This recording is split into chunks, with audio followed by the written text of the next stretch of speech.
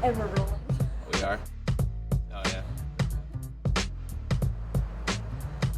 I fell in love with the game of baseball at a very young age. I remember playing in the backyard, wanting to become a better pitcher every single day, pretending it was Game 7 of the World Series. There was 2 outs, I was on the mound, and I needed that last out to win the World Series title. And I wanted to perfect my craft every single day and to hope to play at the collegiate or pro level. That was the dream, and I was fortunate enough to play at the University of Akron and St. John Fisher College. But now that I'm off the mound, I want to gain a better understanding of becoming a better pitcher, how to gain velocity, how to avoid injuries, how to make it to the show. These kids coming up at the youth level, the high school level, they had the same dreams that I did. Everyone dreams of pitching the World Series someday, and I want to help them reach their potential and make it to the show.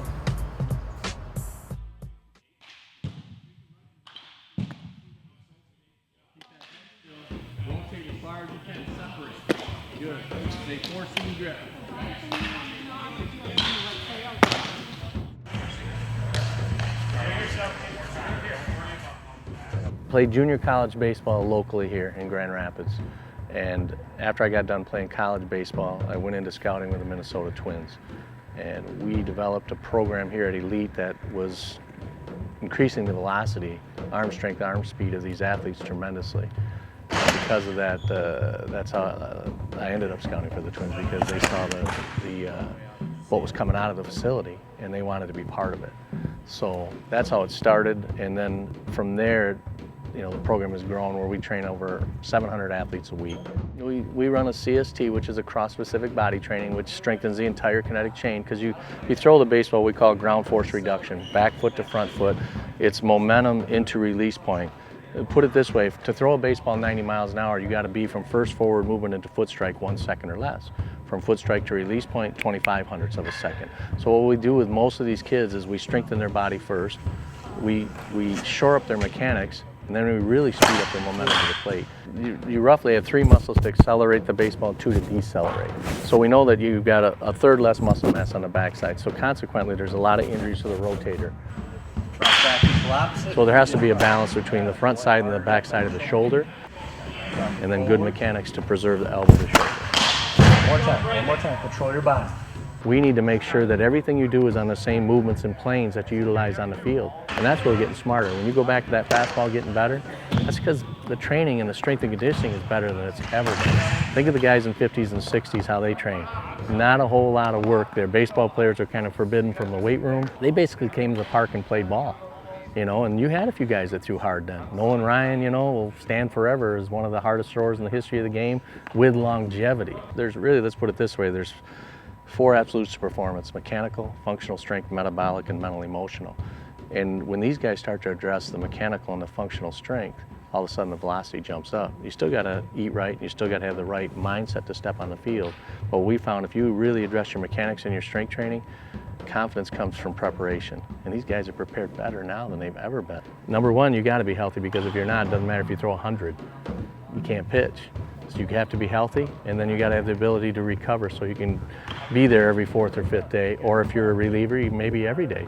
You know, and that's here at Elite, that's what we've really focused on. There we go. Good job, buddy. We're about to head to Elite Baseball. Last week we talked to Coach Mike Paul, one of the co-owners and a pitching coach.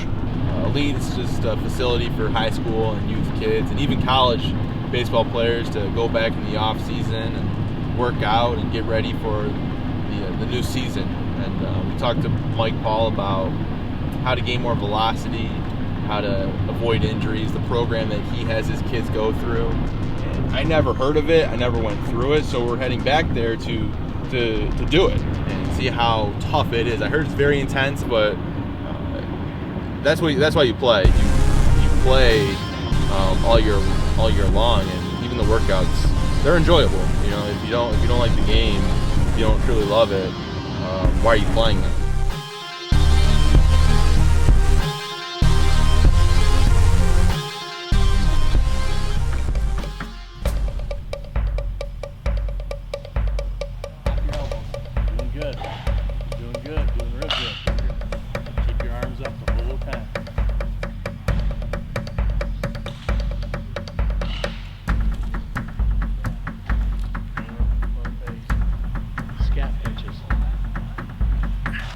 Touch the floor. Touch the floor. Come on, Matt. Come on, Matt. This is the one that's going to make you the sorest.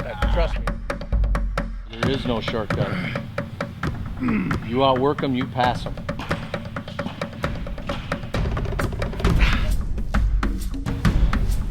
Feeling the burn right now. Entire body, core, shoulders, legs, everything right now. That's going through right now is what we call our arm care recovery program.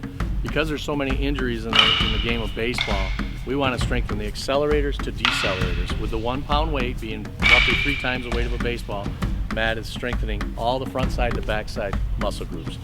Now we're going to take a towel and we're going to underload his arm, which is going to work on arm speed. 11 to 16 from your chest, but make sure the mechanic is elbow to armpit, glove off your chest.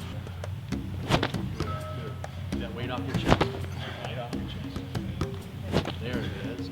So what we're really looking at, we're going to strengthen all the primary muscle groups that he's going to throw the baseball with the weights, and then we're going to work on arm speed with the towel, which weighs 2 ounces compared to 5 ounces. So we're underloading, overloading his arm to strengthen it.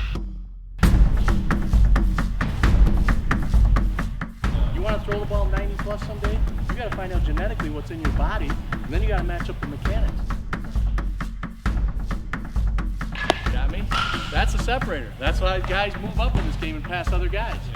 Go again for me.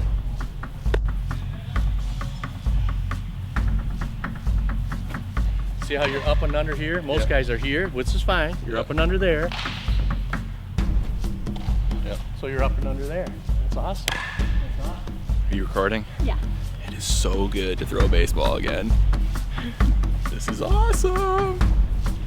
You throw 100, and if you can't throw strikes in the end, you ain't pitching, right? Perfect pitch is a strike. That's it.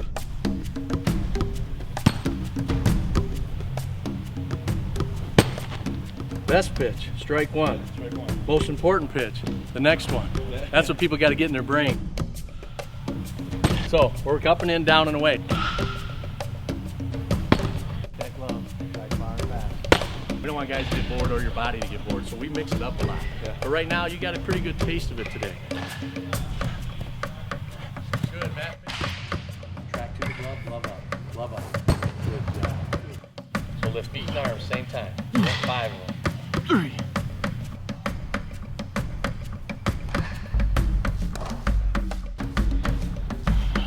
Good. You're doing good, buddy. You're doing good. 1. Reach out. 180. You want to be explosive fast. Good job today, buddy. Good job. You did a great job. I'm dead. You did good. I'm dead. Breathing heavy. I don't even know what to say.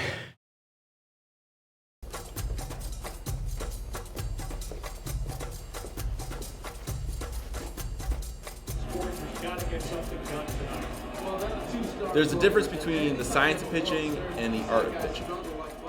The science, it's the mechanics, it's the body work, using your core, your lower body, generating more force on your fastball, and using not just your arm when throwing the baseball. Art is the chess game.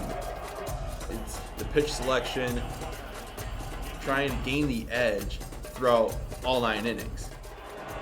As a manager, using all your pitchers on your pitching staff in the right way and effectively to get wins for your ball club.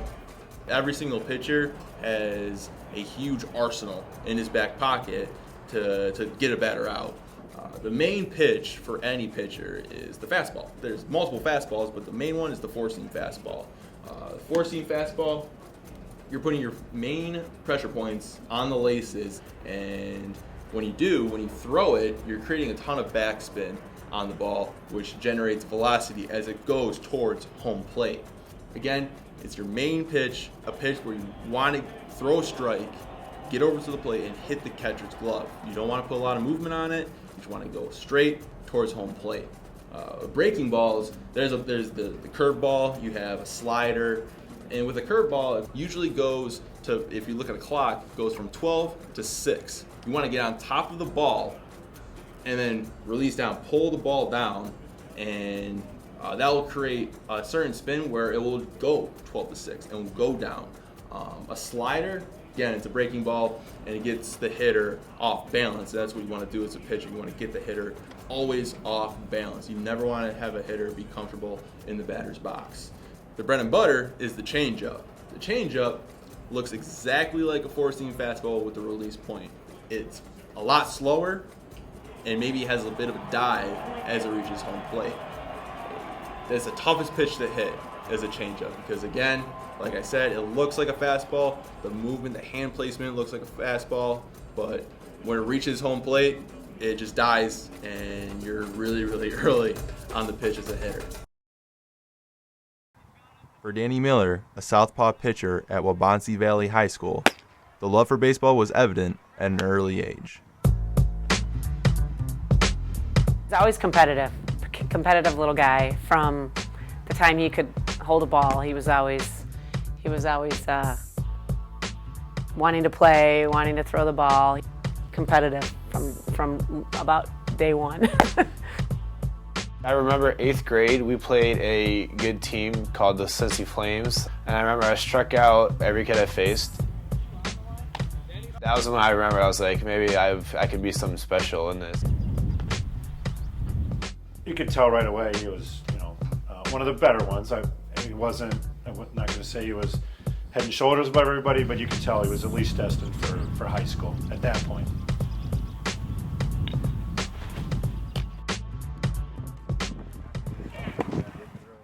However, his road to success took a different turn. You're like, oh, that's never going to happen to me. I'm young. I mean, what could happen? Maybe it's a little soreness, take a week off. I remember stretching. I would stretch extra before I would throw when it was sore, and it just kind of wasn't going away. I was like, all right, maybe something's not right here. Tommy John surgery replaces a torn or frayed ligament in the elbow due to repetitive stress from throwing. A quarter of Major League pitchers have undergone the procedure, including Steven Strasburg, Matt Harvey, Billy Wagner,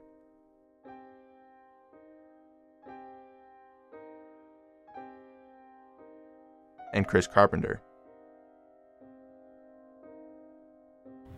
80% of pitchers either make a full recovery or improve. Danny handled it better than I did, and probably better than both of us. He was more matter of fact and get through it and get it figured out. So When we walked out of the surgeon's office, the surgeon who did the surgery, that first exam, I mean, he felt his arm, and he said, I can tell it's totally torn. it was tough. But I never heard one, I'm not sure I want to keep playing, or I'm not sure I want to have this done. It was just like, get it done as soon as possible, and I'll be back. So that's how it was kind of the whole way through. I can either sit around and be bummed about it, or I can really get after it and say, hey, this is going to be tough, but I'll be able to do what I can, give it my everything to kind of overcome it and get back to where I was before. 1 year after his surgery, Danny was finally able to take the hill. Super anxious waiting, and then when the time finally came, I remember just running out there, and you're kind of just like overwhelmed. I couldn't breathe. I really couldn't. Danny doesn't know. I mean, I tried to stay calm, but I was like, you want it to go well. That's all you want. You want everything to go well. I stepped behind the mound and just kind of took a deep breath, and kind of took everything in, and then I was ready to go, and then my first pitch is actually a strike. Honestly, I thought it was going to be 30 feet over his head, just kind of being so amped up. But it was a strike, in which I want to say it surprised me, but I just being so anxious. It was good. Now, Danny will head to Joliet Junior College to continue his dream. I truly loved everything that they had there, the classroom, classes. So I was like, wow, this is I love this. I love this place. So them taking a chance on me is really cool. Obviously, I love everything that they had there, and they're very successful. They won a championship in 2008, 2012, and they were a runner-up last year. So it's a good program with a lot of success. We are about to talk to starting pitcher for the Oakland A's, Chris Bassitt. And Chris Bassitt, we actually played together at the University of Akron for a couple years, and He's one of the greatest guys you'll ever meet, and on top of that, he is a dominant pitcher. He's big, he's tall, he's got a lot of upside to him. He throws very hard. He throws 97, 98 miles per hour with a good curveball, a good slider, and he knows so much about the game. He has a deep knowledge about the game. I definitely appreciated that when I was playing with him. And on the phone right now, we have Oakland A starting pitcher Chris Bassitt. Thank you so much for taking the time out of your busy schedule to speak with us and talk about your career and how you have adapted to pro life. What's the transition like going from college to professional baseball? Is it kind of like the same mindset, like same 9 innings, same 60 feet, 6 inches, that sort of thing? Or can you feel the jump? The big process difference for anyone pretty much going to go from college to professional is just the amount of games that you play. In college, you're kind of used to the weekend series with a mix in of the Wednesday game or whatever, the midweek game you want to play. And then you go to the pro style where it's every single day, and that can really wear on you. Luckily, I mean, for me, I was a reliever, so that really didn't affect me much. But for like a position guy or whatnot, going from playing 3-4 days a week to 7 days a week is definitely completely different and pretty taxing. What advice would you give any college player? Because, I mean, you went through the process. I mean, the biggest advice is, I mean, for me, I mean, your physical talent's going to take you as far as it can possibly take you. So, I mean, that aspect is, I mean, not that it's not something you can't tweak, but that's more God-given. But for me, it's just taking care of your body the right way, making sure you're lifting the right way, make sure you're eating the right way. The biggest thing that I would suggest is just do everything you possibly can to stay healthy. And at the end of the day, that's all you can really ask for yourself. What's your mentality on the mound? You need to pretty much trust yourself. I mean, there's so many times in baseball where it's so mental and everyone can say whatever they want and say, man, just throw your fastball in there. But until you actually tell yourself they can't hit me or my stuff's better than them, you're going to struggle because you're not going to throw many strikes. So, I mean, if you don't beat yourself on the mound, that's your biggest opponent is yourself, always in baseball, I feel. I mean, baseball is so mental because the failure rate is so high. So, kind of stay out of your own way and do the best you possibly can in that aspect. On the mound, everything is still. It's quiet. You become lost in the moment. All your focus is on the next pitch. Off the mound is when success is earned. It's the grind fueled by unwavering persistence, reaching for perfection, battling adversity. The art of pitching is crafted when no one is looking.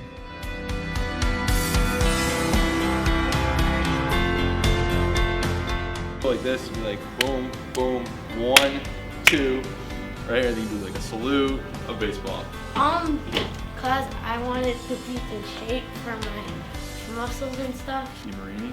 There you go. You need a tape job. I do need a tape job. You do need a tape job. It's alright. It's alright. So, do you think it was a home run? No? Oh dear. So, what has been your favorite part about this project? Working with Matt. What about you? What's your favorite part about working on this project? Working with Matt. Just kidding. It's been working with you, yeah.